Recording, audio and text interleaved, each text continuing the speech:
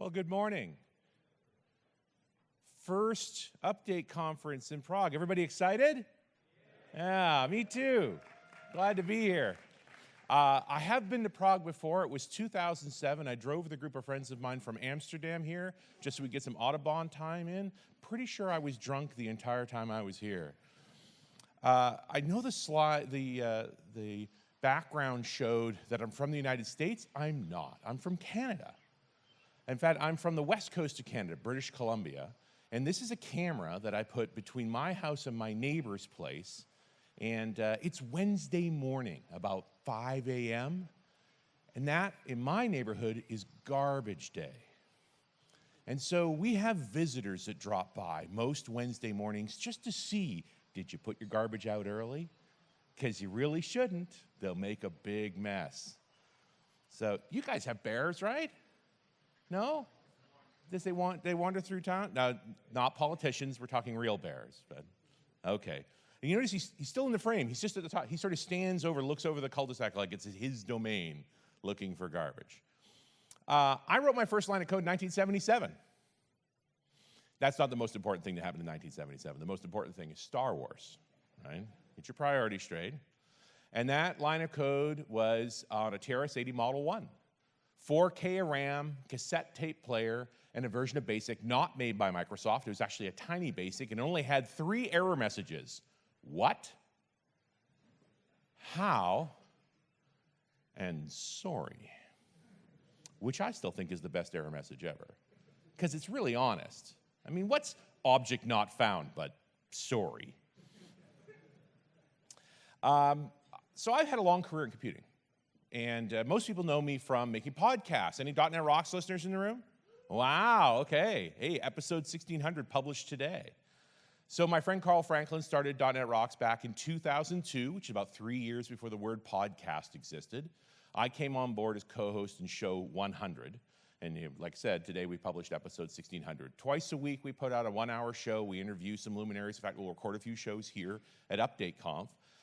And they're free to download and listen to. We put ads in them. That's how they get paid for. I also make an IT-related show called Run As Radio. So if you care more about IT stuff, I exercise that part of my brain too.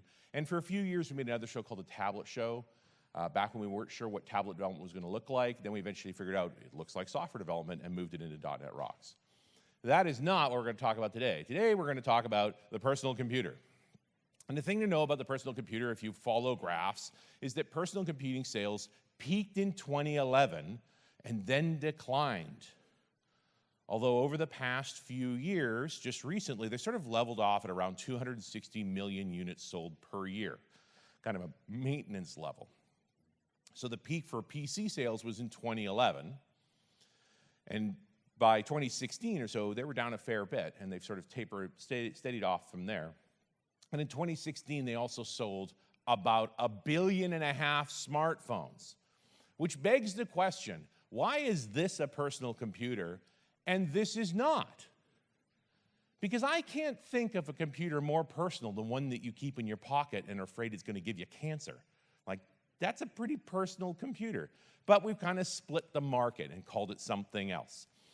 The smartphone has changed the world. Like, let's not think of it any other way. Since the iPhone, pretty much today, with 1.5 billion iPhone or smartphone sales year over year since about 2016, pretty much every adult human has a smartphone now. So we've successfully digitized the world, which is very, very good for us as software developers. But it's important to sort of set that into context as to what's actually happened with the smartphone and computing as a whole. So let me give you an example. What's this? Warp drive from the Enterprise? No, that's this. This is a Cray 2 supercomputer circa 1986. At its inception was the most powerful computer in the world. Universities owned them. They modeled nuclear explosions with them. They cost about $16 million back in '86. And it had about 1.9 gigaflops of processing power. Now compare that to the iPad 2 circa 2011. $800, keep away from liquids, also has 1.9 gigaflops of processing power, and you play Candy Crush on it. So this is Moore's Law in action. that 25 years later, the most powerful computer in the world is now a toy you give to children. And we know, if you're into compute, that's not fast. This is a GTX 2080. If you're into mining Bitcoin, this is your friend. This is the top-of-the-line high-performance video card you can buy on the market today. It's about $1,000 US. It pulls down about 13.4 teraflops. It's 7,000 times faster than the iPad 2.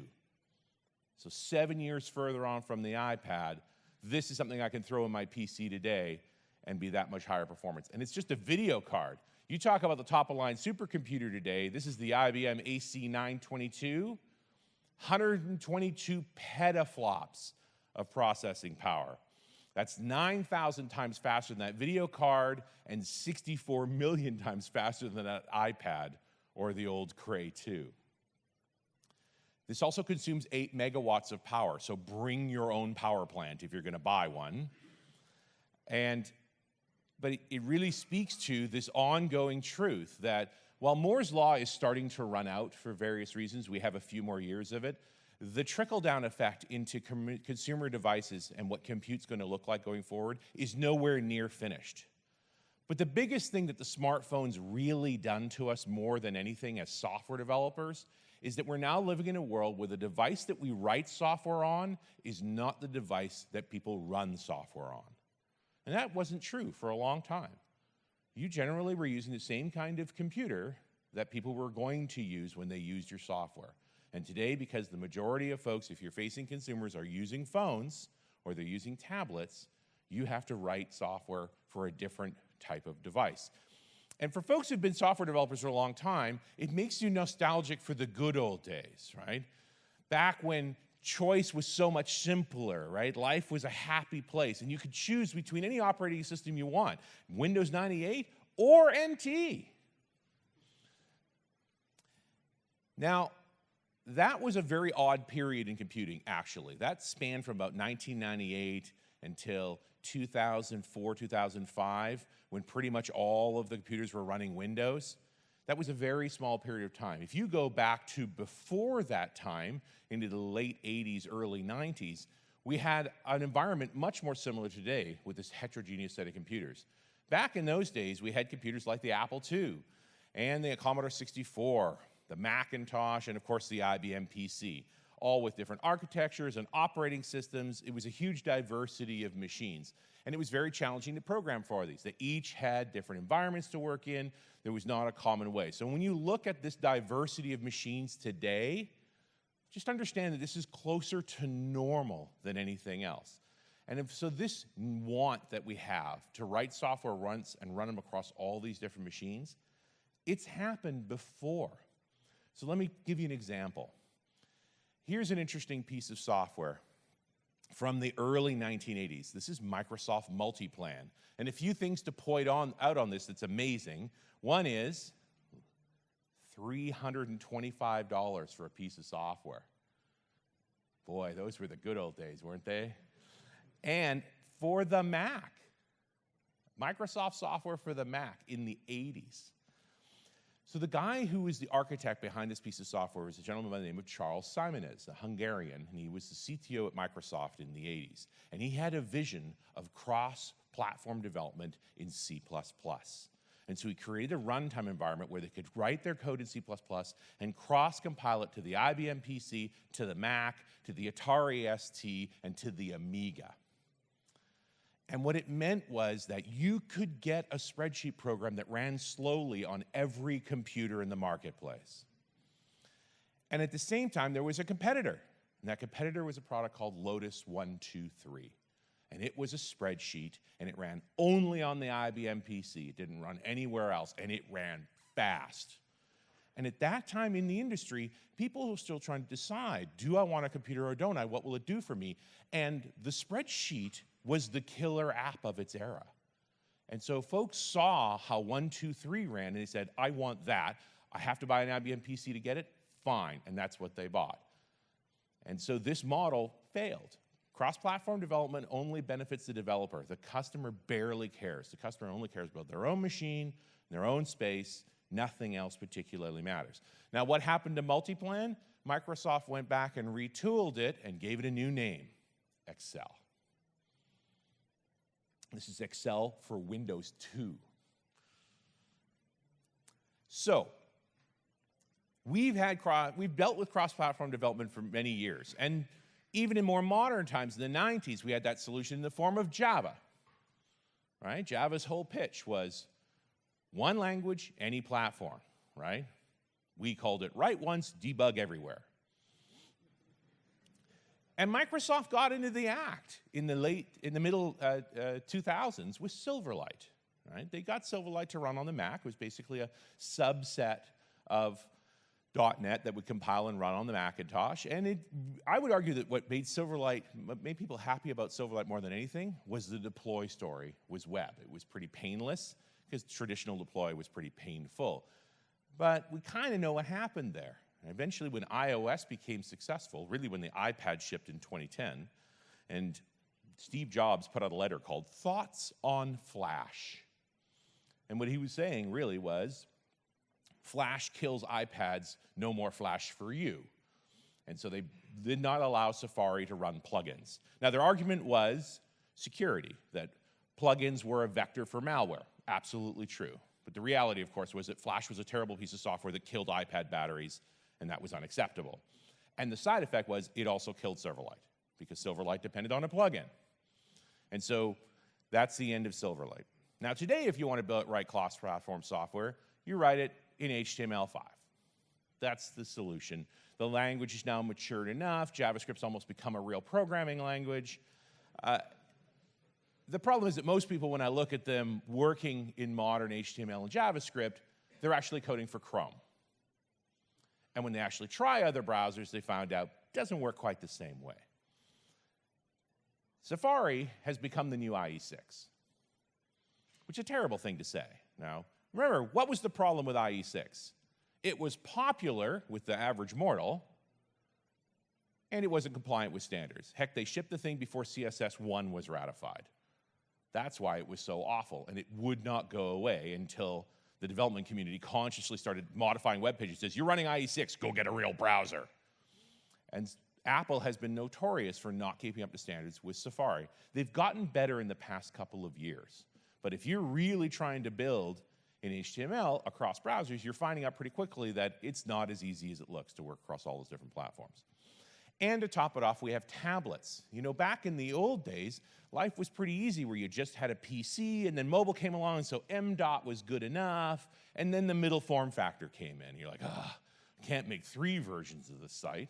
And so responsive web design, right? By the way, this is the best mug in the universe. Everybody needs to own one of these mugs. Give it to all of your web dev friends.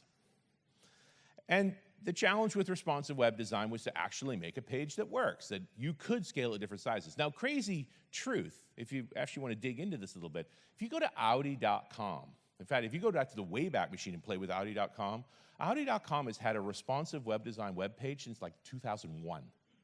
It's always been possible to trigger on the width of a page and re-render. It's just been too hard. Right? Responsive web design was really about giving tooling to make it a little bit easier. But every device behaves a little differently. And so you end up having this testing problem. And on .NET Rocks, we had a conversation years ago with somebody who was doing mobile development, and they talked about the drawer of broken dreams. What's the drawer of broken dreams, you ask? Well, it's a collection of old phones that you need to test your app on. And so you build your web page or your app for a current generation phone, maybe a Samsung S9. And when you got it working real nice, then you go to the next most popular phone. You go down to like a Pixel 3, and it doesn't render quite right. So you make a few tweaks, make sure it works there, and then you go back and you test it again on the S9. Now it works on 2 phones. And then you go back to the drawer of broken dreams and get the next phone. And the question you have to ask yourself is, how many phones are in the drawer of broken dreams? And if you want to get to, say, 80% of the Android market, it's 150 phones. Have a good time. Hey, who doesn't want to own 150 phones? Like, that's a lot of USB charging going on. But we've got solutions to this now, right? The Azure Test Cloud, or it's actually the Xamarin Test Cloud. Let's not get too confused. But there's third-party environments where we can upload our apps and actually try them on different devices. So we're trying to address this issue of, can I make my app work reliably across all the devices? Now, that's fine if you're going to build web pages, and it's pretty compelling to build web pages these days, but there are folks who still want to write native apps on the mobile device, right? And so we kind of look at 3 stacks if you're getting native. So Objective-C for the iPhone, Java for the Android, and if anybody's wondering what that last thing is, that's a guitar chord, it's C#. Yes, because Carl Franklin is my friend, and that's a funny joke for him. And if you like C#, then yeah, you're a Xamarin person. And it's good that they're all owned by Microsoft. It's got its challenges still. The tooling continues to evolve. You can't avoid learning the device. You still have to understand how your iOS, your Android device works. That's important to the overall equation. And if you don't like working in C#, then you have JavaScript. JavaScript's everywhere. So Cordova, originally known as PhoneGap, which was supposed to be this intermediary time before HTML5 became great, where it would be the way to go. But today, with frameworks like Ionic, it's pretty compelling to keep working in JavaScript. You know, JavaScript is pretty broadly based. But it's getting harder and harder to justify building a native app on a mobile device. There are great libraries now to do web development that make rendering easier on multiple devices and try to abstract more of those problems away. And so when I look at the modern mobile frameworks, or at least the web frameworks, the single-page application style frameworks, although even that term's kind of fallen out of favor today, you get to pick your flavor. AngularJS is now the old man in the neighborhood because it's a whole 8 years old. Holy cow. And a framework that's 8 years old is ancient in this community. And of course, React and Vue are the newer, more up-and-coming. They each have their own styles, and you get to choose what you like and what you don't. I'm also really interested in what happens with the progressive web app. So the progressive web app, in my mind, really speaks to the browser as the smart client host. So this is our ability to deal with disconnected states, to have a manifest so that you actually have an icon on the device. The Chrome guys originally led it. The Edge team came along for the ride. And for a long time, Safari was the laggard, but in the past year, they've kind of caught on, and you can pretty much build PWA everywhere. And I would be remiss not to mention WebAssembly, because I think we have at least one Blazor talk these next 2 days. And so WebAssembly is our ability basically to put our own languages inside of where JavaScript lives and code the way we want on the browser. But it's not only about web. There's more out there than that, right? There is desktop development. I'm surprised about the sheer volume of WinForms development that continues to go on today. It never seems to go away. And WPF is doing well also. And when you look at what Microsoft's done with .NET Core, where they've rewritten their framework to be cross-platform and open source, what they're proposing for .NET 3.0 is an SDK for Windows that will be a new version of WinForms and a new version of WPF. It's not going to be necessary. We haven't heard them say open source and cross-platform yet. Maybe they'll change their minds on that. We don't know. It's not going to be part of Core per se. It's going to be an add-on. But the big thing, if you're still doing WinForms development, is high DPI screens. It's very hard to make a WinForm app behave well on a high DPI screen, but this new version of WinForms they're going to be offering understands that. So we do have some possibilities on the client side. It's always a question of the install challenges, and are you making the UI that you want? Windows 10 is succeeding slowly. Microsoft promised us 1 billion machines for many, many years. They still haven't gotten there. I think they're about 800 million now, which is plenty, but it is still not utterly dominant. You know, we now live in a heterogeneous world where there's multiple operating systems, and in a lot of ways I feel like the operating system doesn't matter anymore. It's not the key aspect of the machine anymore. And if you care about Windows development in general, for many years Microsoft has been using this term Universal Windows Platform, or Universal Window Apps. And it was universal as long as it was Windows.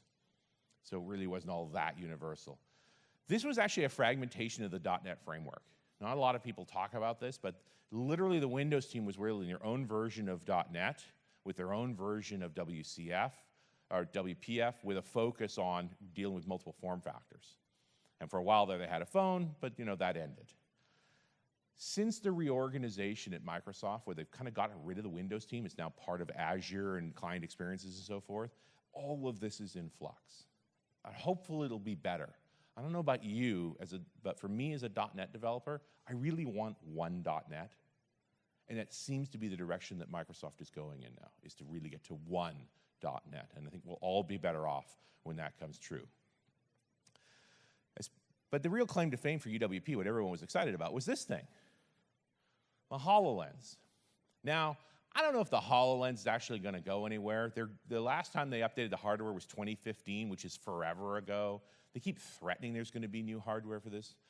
But to me, the more important thing about the visor, and I use that generalized term because there's a bunch of different companies making them, is that this is what I think will disrupt the smartphone. The smartphone is mature. I mean, pretty much since 2007, when the iPhone shipped, all phones now look alike. They are a slab of black glass. They might get bigger, they might get smaller, they might have one camera, might have two cameras, like two SIMs, one SIM. It's a slab of black glass. What it has done is penetrate the planet, right? And you can't, if you're facing regular mortals, facing consumers with your software, ignore the phone. But what comes next? Putting a phone on your face, which sounds kind of crazy. I owned a Google Glass, and most people say, well, you know, we all called them glass holes. And I said, they only called us that after I put it on you and you didn't like it. Before the iPhone, there was the BlackBerry. And people didn't like the BlackBerry either, the average mortal. We called them crackberries because people were so obsessed with them, right? It was a subset of the market. We're going to see the same transformation around the visor. When the visor is good enough, it will take the market by storm. And all of us as software developers will be in a new gold rush. Right now, today, is a remarkably calm time in software development. Our platforms have been sort of stable. Yeah, we're still struggling to deal with mobile development and the cloud things going on, and there's a few other issues. But you think about how crazy things went. 2009, 2010, when the iPhone 3 came out and the App Store was real, we're going to have that kind of madness when these things actually take a hold. The wearable market's a more interesting space just because it doesn't seem to make a lot of sense. I wear a Fitbit just because I like being self-gratified for walking up to the castle and back and going, look, 20,000 steps. Still trying to figure out exactly where that's going to end up, and I still mourn the loss of my Microsoft Band. Moving into the back end a little more, this Internet of Things, which again, terrible name. I think the Internet of Shit is actually a better description of what's actually going on out there. But really what this is the extension of the phone effect, that more and more we're able to make a PC so small, you can put it anywhere. They also talk about this being ubiquitous computing, that there's just compute absolutely everywhere. You don't have to think about where it is. You can add it to anything. It's so inexpensive, you'll just stick it all over the place. And we're now contending with this as developers, that you cannot associate an identity with a device exclusively. We all have multiple devices on us today. It's at least a phone and a laptop, but it might also be a tablet and a reader device of some kind and a wrist device of some kind. Like the number of IPs a tech conference consumes per person is kind of madness. But that behavior is only going to get larger. The number of computers in your car now are staggering. We're just getting used to the fact that all these things have compute, and so it's a problem for all of us. Security is obviously an issue, and programmability is going to be an issue as well. More and more we're seeing .NET will run on smaller and smaller devices. So I think the devices will come to us. Moore's Law is going to benefit us. .NET is lean enough to run anywhere we're going to need it to run. But let's talk a little bit about back-end technologies. And we have to start with the web servers. And I put both these web servers side by side because they came out fairly close to the same time in the middle 90s, both IIS and Apache. And they both had the same problem. And that problem is that because it was the beginning of the public web, they were like Swiss Army knives with all the blades out. Every service was on, like, what do you need? I'll give it anything to you, right? And if you've never really known the story of Apache server, back in the early Unix days when they were first experimenting with web, there was literally a series of bits of software that you could install that would make up a web server. And the guys who tried to package it up that would eventually be called the Apache Foundation, literally called it a Apache server. Not the First Nations group. It was a bunch of patches. And it says a lot about how good that software was, actually. But they both had the same problem. They're beginning. And they represent a huge surface area, and they represent resources we don't necessarily need. And so you swing the other way. You know, what is Node but A, acknowledging that JavaScript is almost actually a language, one worth using outside the context of the browser. But more importantly, this configuration as code mindset. You want to do something? Tell me what you want to do. Each piece has to be set up. Now, today we have good templates to make that easier, but we still have a much clearer picture of the surface area that's happening on our back end. We've talked a lot about akka as an actor framework that runs in the back end, although the ultimate manifestation of that would be Erlang, which really comes out of telecommunications. But today, because we have clear communication paths in the form of HTTPS, we can have back-end services written in whatever we want that are able to scale in any way we want. You may not have hung out with Erlang, but the guys at WhatsApp hung out with Erlang. And that's what they built WhatsApp with. With a dozen people, they built an app that Facebook bought off them for billions of dollars. One of the most scalable pieces of software you'll ever see. So we have amazing choices in the back end because we have great separation of concerns. And you can program in the languages that you want to program in.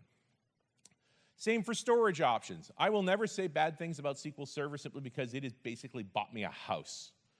Right? It's always served. But there are many more ways for you to choose to store data. The more important thing to think about is, do you know where it is? Do you know that it's safe? Do you know that you can recover it if there's a problem? Can you control the access to it? Right? MongoDB had a crisis a couple of years ago because by default the security's turned off. They actually have a good security model, it's just they left it off by default to make it easier for developers, and most of us never did anything about it, and so lots of data got stolen once the black hats figured out how insecure MongoDB was by default. You'll notice today if you download Mongo, the security's on by default, and you have to get through that hoop. All of these storage problems have that same thing. And I would talk briefly about data lakes, but I don't think anybody cares. Really what this is a conversation about the cloud. For a long time, when data storage, we played this game where we cared about how much disk space it took. That's what third normal form is about and all that organization of data. It was really about minimizing storage. I don't know if you noticed, but we have a lot of storage these days. And so what's more important is speed, reliability, and maintainability. Can I write my data quickly? I'm sure it's going to live. Can I make modifications to it that aren't going to break everything? Data lakes are a side effect of this. Today, if you want to do analysis on data, where back in the old days, we used to build data warehouse, we would carefully massage the data into a shape that took the minimum amount of space necessary to do efficient analysis. Today, we're saying, hey, just store it. Because I have the cloud. When I need to do analysis on it, I will throw as much compute as I need to. So compute resources have become unbounded. Storage resources have become unbounded. We don't have to worry about that things. What's more important is organization and efficiency around actually being able to analyze the data. The big data term has fallen out of favor, but it's more of a manifestation on this idea that we now are able to break up data and distribute it into larger pools. We can harness multiple machines across it. The whole map-reduce function is about throwing as many computers as you need to get your query done in the time that you want. Right? And that's the power of the public cloud. It's like, for the next 10 minutes, I am going to own 10,000 computers and crush this data problem. So there's no reason to pre-compute a lot of those options. Also out of the cloud, although it really came out of Linux, is containers. And containers, in my mind, is the ultimate manifestation of the virtual machine, where we've now separated the virtual machine from the operating system to make it smaller, and we've put in configuration as code from the ground up, so that you are declaratively creating the machines. I think containers are the perfect manifestation of what the term they call pets, cattle, not pets. Most servers are pets. They're groomed. They're carefully organized. They have lots of care and feeding to them. They're all special. You give them up slowly. I knew folks that used to have little ceremonies when they finally turned off old servers, right? I remember Bob. Nobody should have an emotional relationship with a server. It's not right. And containers just take that to the next stage, where you don't update a server anymore. You just modify the manifest and generate a new one. That's cattle. You create it, you do the thing you need to it, and then you make it into a hamburger. Next. What I find interesting about containers going forward now, as of Server 2019, the Windows container has parity with the Linux container. So if you've ignored containers up to this point because you're not a Linux person, now's the time to start looking. We finally have parity. But I have pretty good evidence that the Windows client side is looking seriously at containers. That what we're going to see for those of us that deploy apps on desktop machines is that everything will live in a container going forward. It's a good security model. It's a good manifest model. It's not that hard to deal with, and we have the compute to make it work well. And I have to have one obligatory Microsoft slide, although it's becoming less and less relevant. If you care about the cloud, you've probably looked at Azure Service Fabric, which is all about trying to organize all of these different aspects of operating your software in the cloud. The platform as a service play in general, as opposed to owning VMs, is a logical play. Right? We don't actually want to own virtual machines. We don't want to update operating systems. We don't want to patch anything. Heck, we don't even really want containers, or we just want to run our code. Right? The serverless model is a better approach to this. And Service Fabric is one way to do serverless. Now you're seeing Azure Functions and AWS Lambdas. You can tell when a technology is important because it's fragmented. Right now, if you want to code serverless, each vendor does something different. You can see that containers are becoming stable because right now, if you want to do containers, it's Docker and Kubernetes. All of the big players support Docker and Kubernetes. When winners show up like that, it's like, okay, this tech works, it's fine. But while we're still feeling around, you have stuff like Service Fabric and Functions and Lambdas and so forth. So this has huge potential, but it's still quite a bit younger. Now, I've hustled through the sort of standard set of attacks for talking about platforms here at the end of 2018. Is I want to spend more time on this. Hi, Arnie. Artificial intelligence is not as big a bugbear as we want to make it out to be, but it does have some serious issues, and it's easy to forget what's important and what isn't. My best organizational document for figuring out, like, look, we're being warned about this, and it's ridiculous, okay? You have this idea of artificial specialized intelligence and artificial generalized intelligence. Specialized intelligence we know how to build. Generalized intelligence we have no idea. I can't figure out how humans are intelligent. How could I possibly make a machine intelligent like a human? Right? All I know for sure is there's some humans that aren't that intelligent. When you look, artificial intelligence has now got this terrible umbrella term for a lot of different technologies. And here's the best organization I've ever seen of it. Okay? What's clever about this, if you really look at it, is the length of the lines matter. So see in the center there, planning, scheduling, and optimization. That's the shortest line because at the beginning of artificial intelligence, in the 1950s, that's what they were able to create, right? The power of the American military is based on these smart models that they built for planning and scheduling and organization. In the 70s, it was expert systems. That's why the line's a little bit longer. And robotics for car construction and so forth. Lines get a bit longer when you get into the 80s and 90s around speech systems and then natural language processing. But the longest lines, the ones that are recent, is around vision and machine learning. And this all has to do with Moore's law catching up with the computational models of both decision tree systems and neural networks. And so we're finally at a place where we have enough compute that we're able to build these specialized intelligences. In the 1990s, IBM built a machine called Deep Blue. It was a decision tree learning model for playing chess. And in 97, it beat Kasparov. It was considered a breakthrough. That technology was the precursor to what IBM now calls Watson. Far more profound to me is what happened in 2016 around AlphaGo. So the game of Go is a Chinese game, 19 by 19 grid in the standard form, although there are alternatives, white and black discs. If you were trying to build a computational model to play Go from a decision tree, there are so many combinations of plays throughout a game on a 19 by 19 grid, there's not enough atoms in the universe to compare all of the models. You cannot brute force your way through a Go game. And for a long time, it was simply considered unobtainable. And then the folks at DeepMind started building a large-scale deep learning model they called AlphaGo. So the way they programmed AlphaGo, they started in 2014. They took millions of games of Go and they showed them in a what they call supervised learning model to this artificial specialized intelligence. And after 2 years of training, it played Go at a grandmaster level. And by 2017, it beat the best Go player in the world 3 games to none.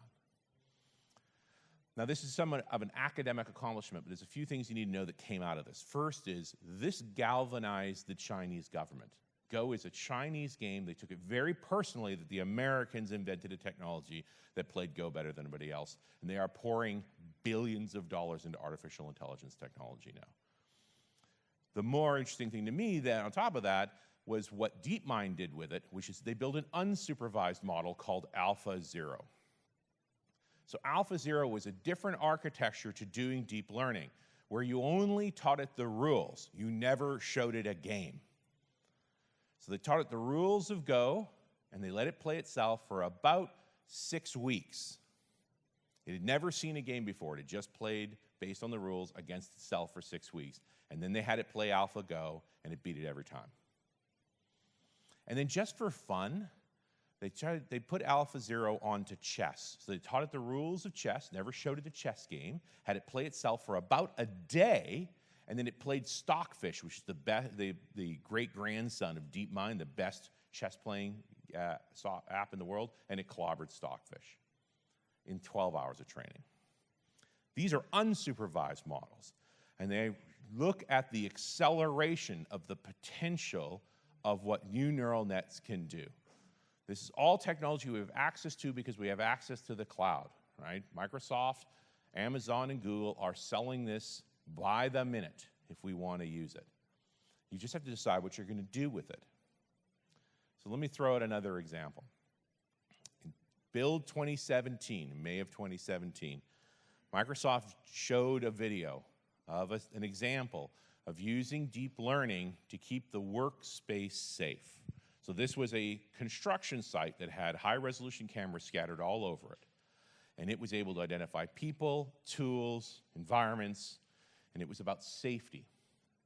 So the way you would interact with this was with your smartphone. You were basically talking to a thing, a machine, and you could ask for the location of any person, and it would tell you where that person was. You'd ask for the location of any tool, and it would tell you where those tools were. It also had a safety mode. One of the demonstrations was a gentleman put a jackhammer up against a bench, and the app rang him and said, you placed a jackhammer in an unsafe position, you need to lay it down on the ground. Safety. They had an example where a forklift had touched a barrel on the way down a hallway, and that barrel tipped over and spilled benzene on the ground. And the system immediately recognized that there had been a spill, that it was probably benzene, pinged all of the people that were in the immediate area that were potential risks and told them to move away, and then contacted a cleanup team, told them what the likely substance was and where they had to get to it.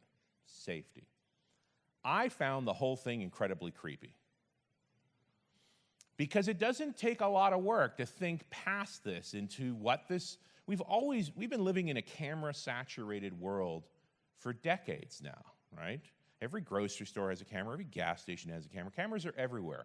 The only reason we're not bothered by it particularly is we know for the most part they're not looked at. It's only when a crime has occurred in the area that maybe the police canvass and collect all the tapes to sort of figure out what's on there. But now we're seeing software in the form of this ASI that can look at everything.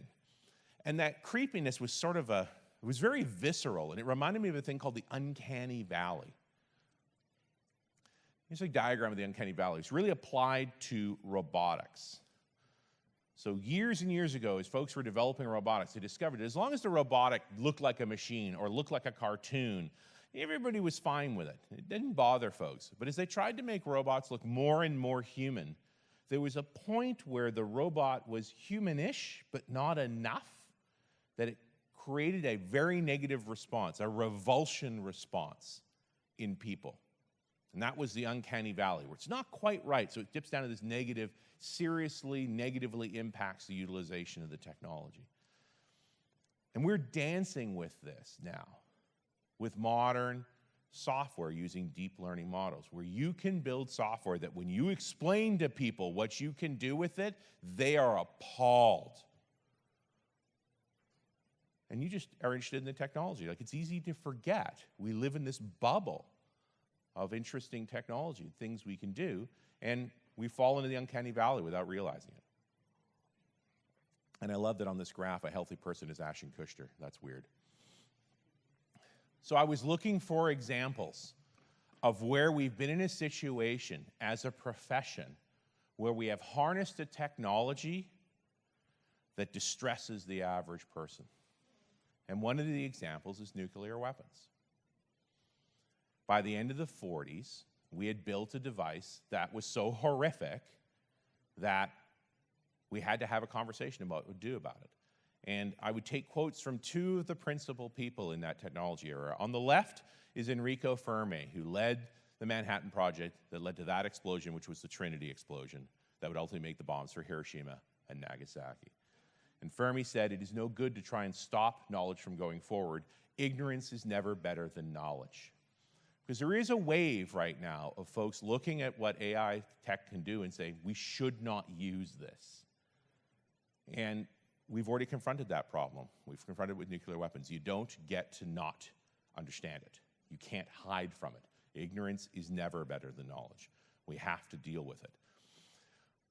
On the right is Edward Teller, the father of the hydrogen bomb, Hungarian physicist. And he has the far more challenging statement. He says, the extinction of the human race will come from its inability to emotionally comprehend the exponential function. We have been living, we being technologists, in the exponential function. We call it Moore's Law. The fact that we have this continuous increase in compute, more processors, more capability for the same money, year over year over year, that is the exponential function, and it has led us to this. And now we get to decide how we use this technology. And this made me think of George Orwell in 1984. The problem, of course, is that there's a lot of covers for 1984, like many more than you would have thought. It says a lot about a book that when I went looking for a cover for 1984, there was like 60 of them. And some of them are really creepy. If we wanted to make this come true, as programmers, we could do it. It's not even hard. You can do it with cloud and a few cameras. And folks are starting to play around with this. They're starting to make some interesting choices. You know, we're in the era of fake news. We could be using this software to validate news more effectively. We aren't, but we could. This is a technology called deep fakes. It was developed by the University of Washington a few years ago, and this is a demonstration. We're entering an era in which our enemies can make it look like anyone is saying anything at any point in time, even if they would never say those things. So, for instance, they could have me say things like, I don't know, Killmonger was right, or Ben Carson is in the sunken place, or, how about this, simply, President Trump is a total and complete dipshit. Now, you see, I would never say these things, at least not in a public address, but someone else would. Someone like Jordan Peele. This is a dangerous time. Moving forward, we need to be more vigilant with what we trust from the internet. This is one of the original demonstrations of technology. Let me show you another example that's more recent. Dear people of Belgium, this is a huge deal. As you know, I had the balls to withdraw from the Paris Climate Agreement, and so should you. Because what you guys are doing right now in Belgium is actually worse. You agreed, but you're not taking any measures. Only blah, blah, blah, bing, bang, boom. You even pollute more than before the agreement. Shame. Total shame. At least I'm a fair person. People love me because I'm a fair person. I'm the fairest person on earth. So Belgium, don't be a hypocrite. Withdraw from the climate agreement. We all know that climate change is fake, just like this video. So this video, has anybody seen this before? This was on Facebook. It was very cheaply done. If you were watching the graphics, it wasn't that good. And it even ended with, this video is fake. It was done by a group of climate action folks in Belgium that were trying to encourage the Belgian government to adhere to the Paris Climate Accord and actually do the things they say they were supposed to do. And it completely backfired because people believe this crappy video. This is ASI in action. And when you do good versions, like the Jordan Peele one, which is a year older, is pretty good.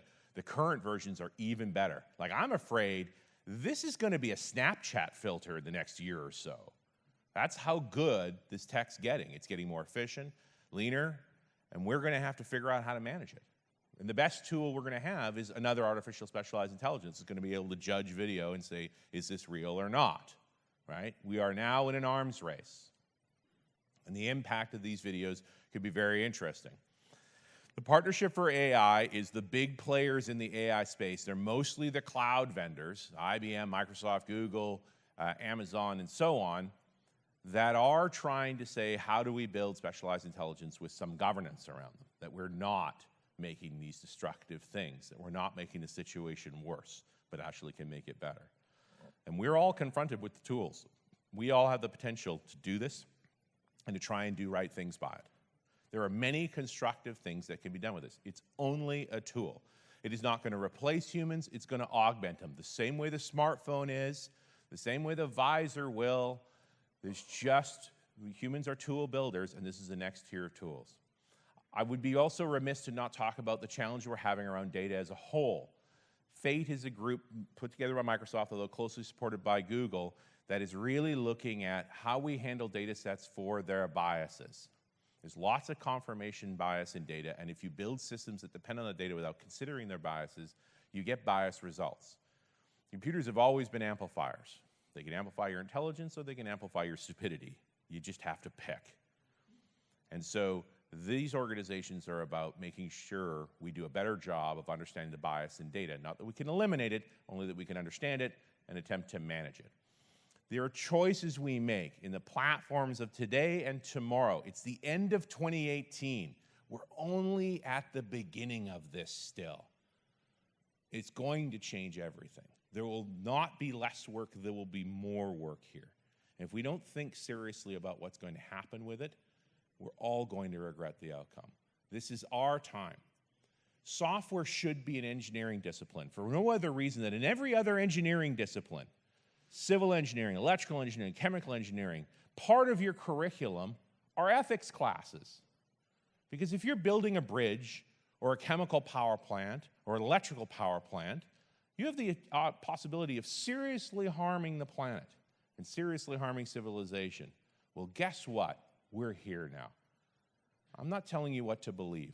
I'm telling you to figure out what you do believe and act accordingly. It's going to matter. We're there now, today. Thank you so much for your time. Have a great conference.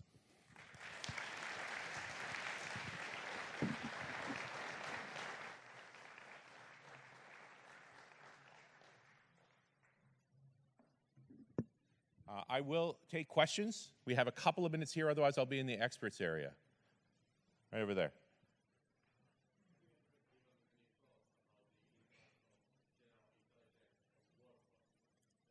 Have I given any thoughts to general intelligence on the workforce?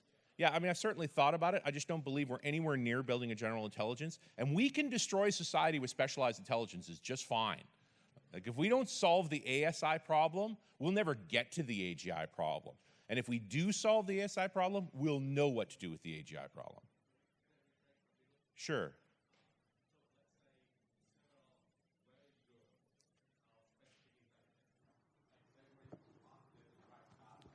Yes. We'll get them new jobs. Like, the same thing happened when the horses went away, right? Used to be a lot of people that did care and feeding for horses, that built buggy whips and carriages, all of those things. They will repurpose. The challenge is going to be how quickly we can retrain. And yes, it's huge numbers of jobs. And we are going to have to improve our social safety networks to deal with it. But we have never had a case where a technology hasn't led to more work, not less work. It is easy to fall into the trap that we're going to replace all work with this automation. We've always replaced work with automation. The side effect has always been we do next order work. And there's next order work to be done. not a simple answer, and it's not obvious either, right? We are dancing with this thing where we kiss, like even science fiction authors are now struggling. Oh, so what happens next? Dunno. It's so much easier when we just made Star Trek communicators, right? Yeah, we're genuinely struggling with what our society looks like next.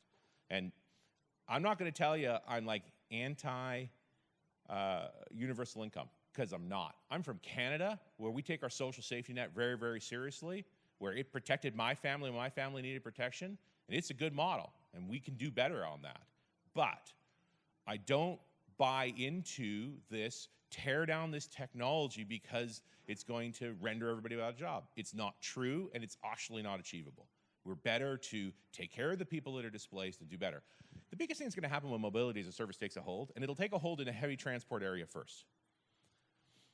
Laws in the United States, North America, the laws in Europe are the same in the terms of heavy truck drivers. A heavy truck driver is not allowed to drive more than 8 hours a day, right? Their trucks are heavily monitored and logged. They drive more than that, they get fined, and so they don't. And that means that the average heavy truck is only utilized 1/3 of a given day. If we put automated trucks onto those long-haul routes, just the long-haul routes, what if we made it illegal to drive automated trucks into cities? They only went to the edges of cities, and then they were manually driven in. We triple the productivity of the truck. Now, if you look at the average piece of produce, you look at a head of lettuce or a cabbage, 2/3 of the price of that product is transport. And I've just cut the transport costs by 60%. What does that do to the price of food? It makes food cheaper. It makes transport cheaper as a whole. Are there going to be consequences? Yeah, but they're complicated. If it was easy, everybody'd be doing it, right? Like, we do have to solve these problems. We don't get to move away from mobility as a service. It will come. It'll come in stages. It'll come slower than many people wish, faster than most people are prepared for. That's normal. But don't deny that there'll be benefits as well. We do have to check our ethics. I believe that nobody should be starving, that nobody should go without health care, that nobody should go without a roof over their heads, that it is possible in our society to take care of everyone with reasonable limits, right? We don't all get mansions, and we don't all get private jets. Nor do we need them, right? We believe in a social safety net. Shape of work is going to change. We're going to need more education. We're going to have to improve our education systems. But the side effect is that the core cost of living keeps going down.